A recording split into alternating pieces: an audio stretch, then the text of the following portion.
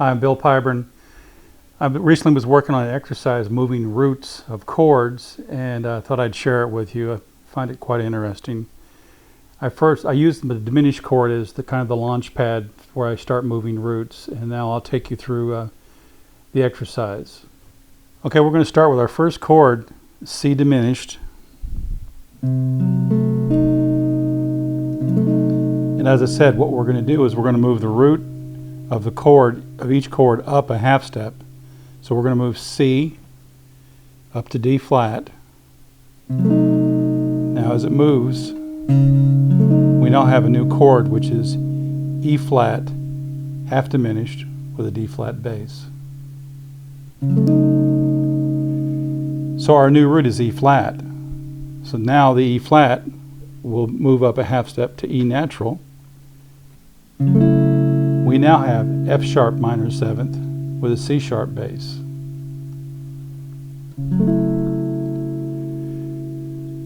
F sharp, our new root, now moves up a half step to G, 4th string. We now have A seventh with a C sharp bass. I'll review those 4 qualities. C diminished, E flat, half diminished with a D flat bass, F sharp minor seventh with a C sharp bass, A seventh with a C sharp bass. Now to move into position for a new diminished chord, we will continue moving the root up, and we'll move the A on the 3rd string to B flat, and we'll now go from A seventh with a C sharp bass to a C sharp diminished, and we have a new set to start the pattern over again. So the pattern would continue: C sharp diminished, C sharp moves up to D, we have E half diminished with a D bass. We now will move E up to F. We'll have G minor seventh with a D bass. We now will move G up to A flat, and we have B flat seventh with a D bass. We now move B flat up to B natural, and we're on a new diminished chord, a D diminished. So I'm going to play all those together, or not together, but I'm going to play them all in sequence. C diminished, E flat half diminished, F sharp minor seventh, A seventh, C sharp diminished, E half diminished, G minor seventh, B flat seventh, D diminished. That concludes the first cycle. The next cycle, we're going to look at the C diminished again, but now we're going to consider this as an inversion, and we're going to look at the 4th string, the G flat, as our new root. So we're going to call this chord a G flat diminished with a C bass. The correct spelling would be D double flat, but we're going to call it C. So it'd be, again, G flat diminished with a C bass. And we will move the G flat up to G natural.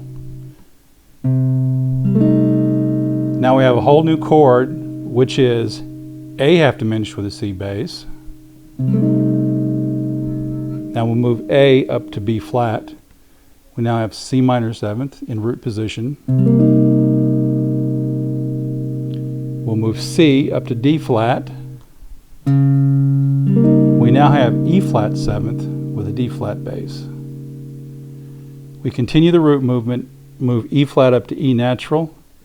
We have what we'll call, instead of a C sharp diminished, we will now call this a G diminished with a D flat bass. So we'll move G up to A flat. We now have B flat half diminished with a D flat bass. Move B flat up to B natural. We have D flat minor seventh in root position. Move D flat up to D natural. We now have E seventh with a seventh in the bass. Now I'll play all the chords in those two diminished connections. Again, we're going to call this G flat diminished with a C bass. A half diminished with a C bass. C minor 7th in root position. E flat 7th with a D flat bass. G diminished with a D flat bass. B flat half diminished with a D flat bass. D flat minor 7th, root position, E 7th. So,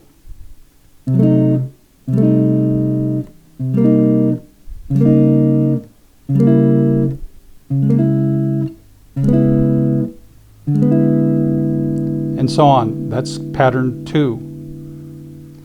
Cycle number 3. We're going to look at the third string as being our new root. We're going to call this A diminished with a C bass. We move the root up. We now have C half diminished in root position. We move C up to D flat. We now have E flat minor 7th with the D flat bass. Move our new root E flat up to E natural. We have F sharp 7th, C sharp bass. Move F sharp up to G. We now have what at first appearance looks as a C sharp diminished, but we're going to look at our third string as our root, and we're going to call this a B flat diminished with a D flat bass. Again, we continue moving the roots. We now have D flat half diminished in root position. Move D flat up to D. Now we have E minor 7th with a 7th in the bass. Move E up to F. We now have G 7th with a D bass. That completes 2 cycles, 2 diminished. A quick review. A diminished C bass. C half diminished, root position. E flat minor 7th with a D flat bass. F sharp 7th, C sharp bass. B flat diminished with a D flat bass. D flat half diminished in root position. E minor 7th with the 7th in the bass. G 7th with 5th in the bass. We'll now move on to the last pattern, which is pattern number 4, and we're going to go back to our what appears as C diminished, but we're going to look at the top string, our E flat note, as our new root. So we're going to call this an E flat diminished with a C bass. So now we're going to move E flat up to E natural. Our new chord is F sharp half diminished with a C bass. Okay, so we have an F sharp chord, so we're going to move F sharp up to G. Our new chord will be A minor 7th with a C bass. Move our new root A up to B flat. We have C 7th in root position. So the first 4 are E flat diminished, C bass, F sharp half diminished, C bass, A minor 7th, C bass, C 7th root position. Move our root C up, and we have our new diminished. Again, we're not going to call this C sharp diminished. We're going to look to our top note, E, as the new root. So we're going to call this new diminished an E diminished with a C sharp bass. Move the root up to F. We now have G half diminished with a D flat bass. Now we're going to move our new root G up to A flat. We now have B flat minor 7th with a 3rd in the bass. We move B flat up to B natural, and we have D flat 7th in root position. Now I'm going to play all 4, or I should say 8, in a series and identify each one. E flat diminished with C bass. F sharp half diminished with C bass. A minor 7th with a C bass. C seventh root position, E diminished with a C sharp bass, G half diminished with a D flat bass,